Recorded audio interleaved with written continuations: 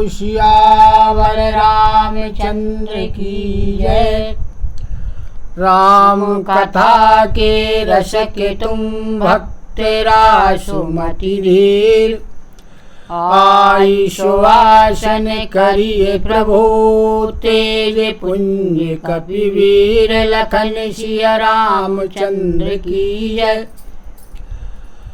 कल का जो प्रसंग था उसमें था कि स्वयंभू मनु और शत्रुपा ये इस सृष्टि के आदि पुरुष जिनके द्वारा इस मनुष्यों की उत्पत्ति हुई। इसके पहले सीधे ब्रह्मा जी उनकी रचना करते थे। अब ब्रह्मा जी ने मनु शत्रुपा को प्रकट किया। मनु शत्रुपा के द्वारा सारी सृष्टि का निर्माण हुआ। अब जो महाराज मनु थे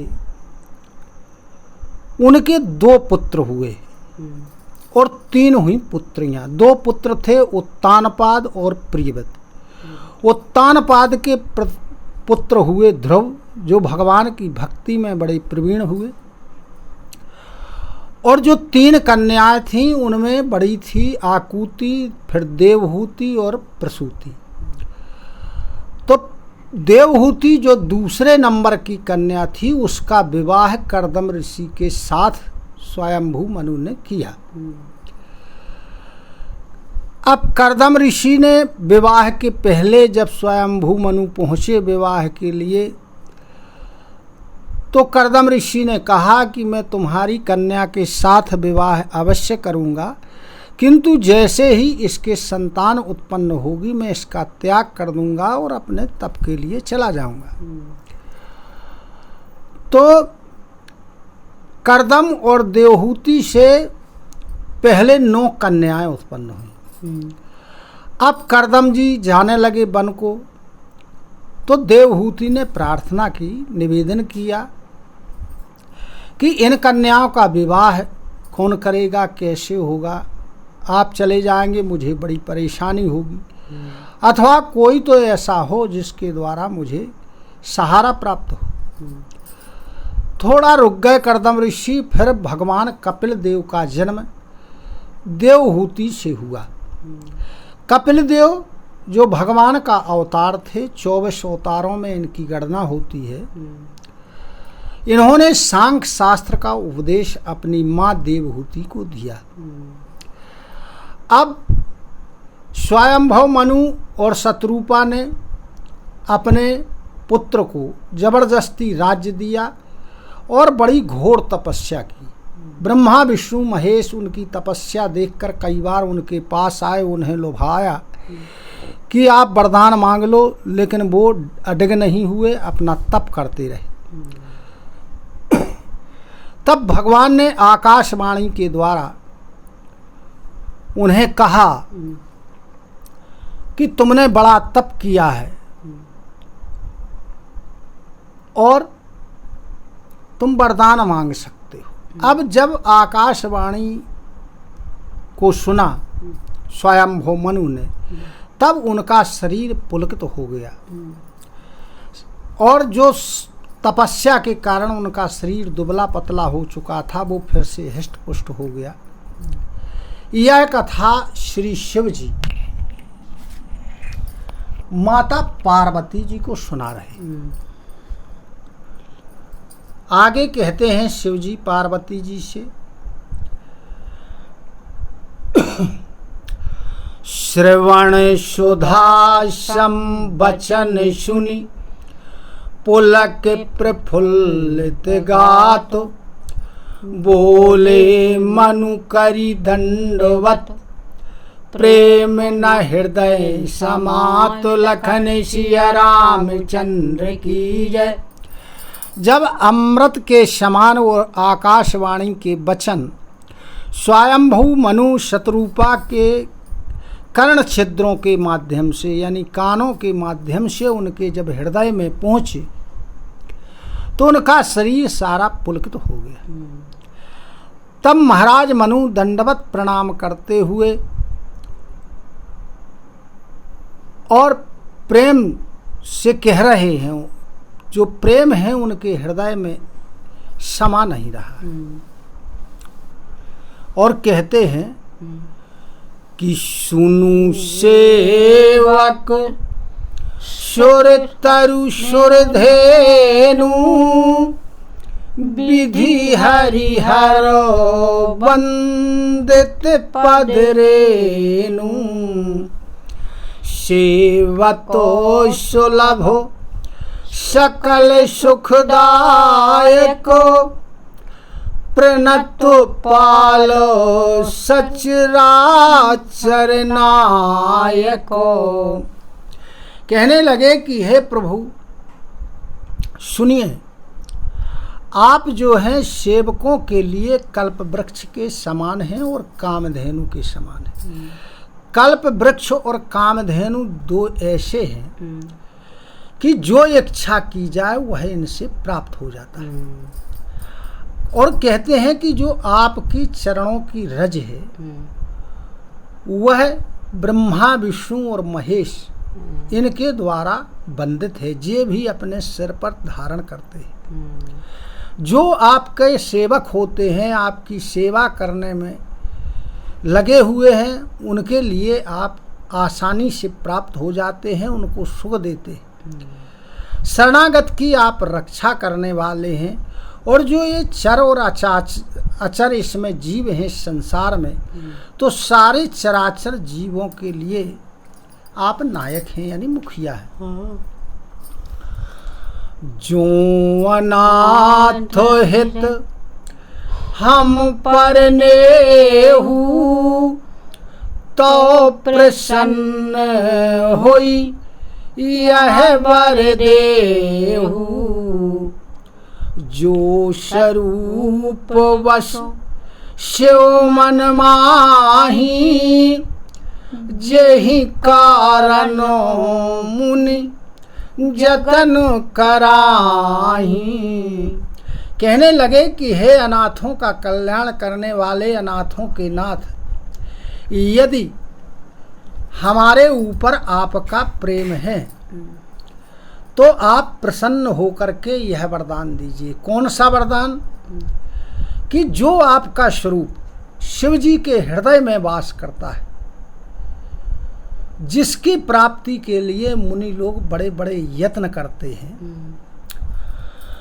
जो भूसुंडी मन मानस हंसा सगुन अगुण यही निगम प्रशंसा देखहि हम सो रूप भरि लोचन कृपा करहु प्रण तारति मोचन।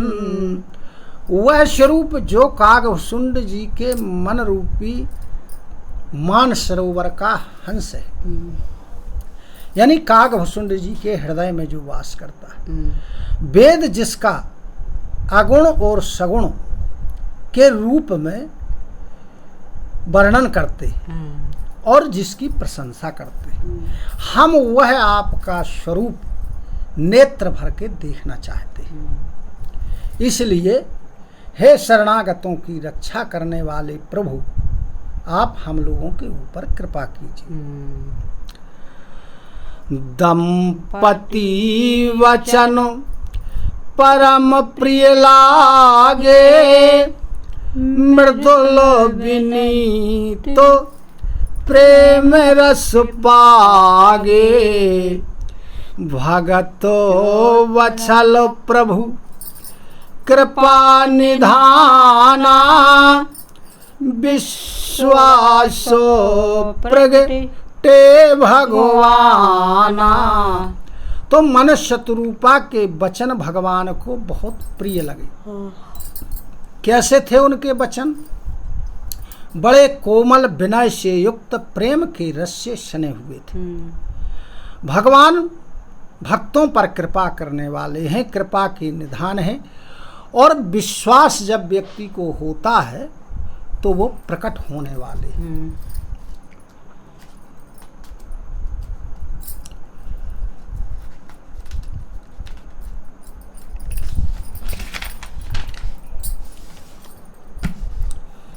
अब भगवान जब प्रकट हुए तब भगवान का स्वरूप कैसा है? नील सरोरो नील मणि नील नील धर श्याम लाजहि तन शोभा निरखी कोटि कोटि शत काम लखन सिया रामचंद्र की जय। भगवान नीले कमल के समान, नीलमणि और नीले जलयुक्त मेघ के समान, जो कुछ नीला होता है, कोमल। और कैसा है? जो मणि होती है ये प्रकाशमय होती है, तो प्रकाश भी हो रहा है, बड़ा मधुर श्याम वर्ण। भगवान के शरीर की जो शोभा है वो कैसी लग रही है? यानी करोड़ों कामदेव को भी लज्जित कर रही है। शरदो मयंक बदन छवि सीवा चारु कपोल चिबुक दर ग्रीवा आधर अरुण रद सुंदर नासा विधु करने कर विनिंद के हासा। बदन यानी मुख, भगवान का मुख कैसा है? जैसा शरद ऋतु की पूर्णिमा का चंद्रमा होता है। भगवान छवि की सीमा है। अब एक एक अंग का वर्णन बोले। गाल और उनकी ठोड़ी और गर्दन बहुत सुंदर है। गर्दन है कैसी?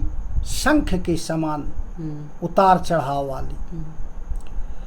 भगवान के लाल लाल ओंठ हैं।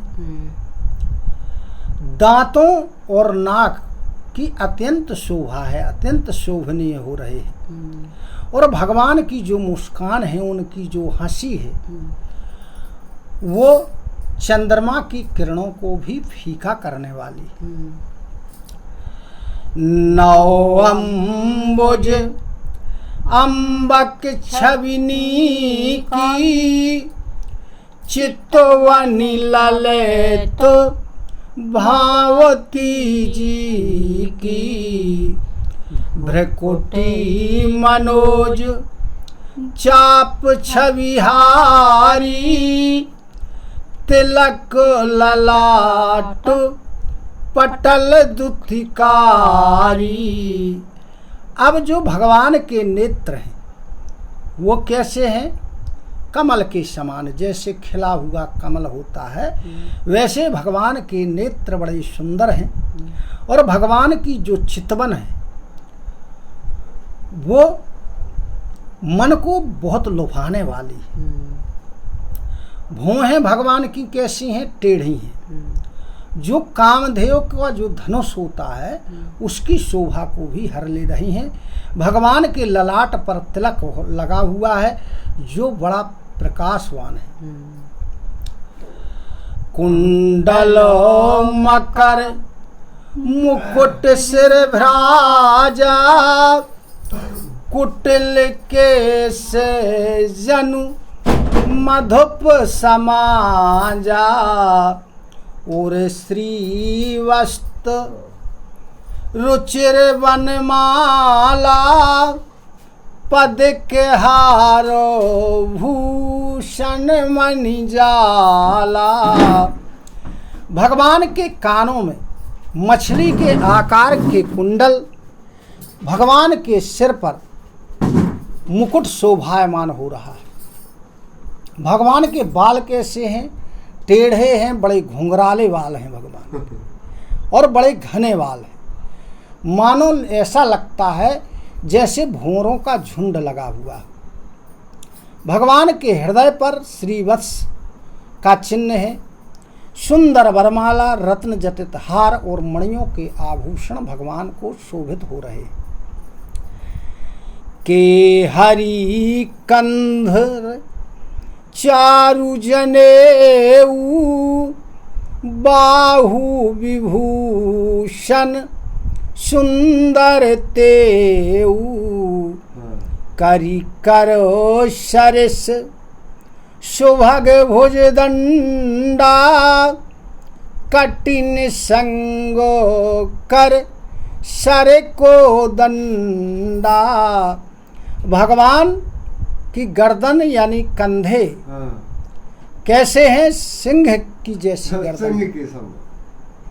भगवान सुंदर जनेऊ पहने हुए हैं, भुजाओं में उनके गहने हैं, वे भी बड़े सुंदर हैं। भगवान के जो कर कमल हैं, भुजदंड हैं, वो कैसे हैं? जिस प्रकार हाथी की सूंड होती है, उतार चढ़ावा। इस प्रकार भगवान कमर में तरकस, हाथ में धनुष बाण लिए हुए हैं और बड़ी शोभा दे रहे हैं। तड़के बिनिंदक पीत पट, उदर रेख वर तीन, नाभि मनोहर लेति जनु, जमुन भंवर छवि छीनी, लखन सिया राम चंद की जय। अब भगवान का स्वरूप कैसा है? स्वर्णमय, प्रकाशमय है। और उसी तरह भगवान का पीतांबर शोभा दे रहा है, जो बिजली को भी लजाने वाला है। भगवान के पेट पर सुंदर 3 रेखाएं हैं। भगवान की जो नाभि है बड़ी मनोहर है, मानो ऐसी लगती है जैसे यमुना जी की जो भौरे हैं उनकी शोभा को भी छीन रही है। राजीव बरनी नहीं जाही, मुनि मन मधोप बसही जिन्ह माही, बामो भाग शोभति अनुकूला, आदि शक्ति छवि निधि जगमूला। भगवान के जो चरण हैं, जिनमें मुनियों के मन रूपी भौरे निवास करते हैं, उन चरण कमलों का तो वर्णन ही नहीं किया जा सकता है। शिव जी कह रहे पार्वती जी। अब भगवान के वाम भाग में आदि शक्ति श्री सीता जी जगत की कारण रूपा सुशोभित है, शोभायमान हो रही हैं। जासु अंश उपजहि गुण खानी, अगणित लक्ष्मी उमा ब्रह्मानी, भ्रकुटी विलास जासु जग होई, राम वामो दिशि सीता सोई। वह पार्वती जी, वह जानकी जी, वो सीता जी, वह जानकी जी, जिसके अंश से अगणित लक्ष्मी, पार्वती, ब्रह्माणी, जो ये शक्तियां हैं ये उत्पन्न होती हैं, जिनके भौरों के इशारे से ही सारी जगत की रचना हो जाती है। वही आदि शक्ति श्री सीता जी श्री रामचंद्र जी के बाईं ओर शोभा दे रही है।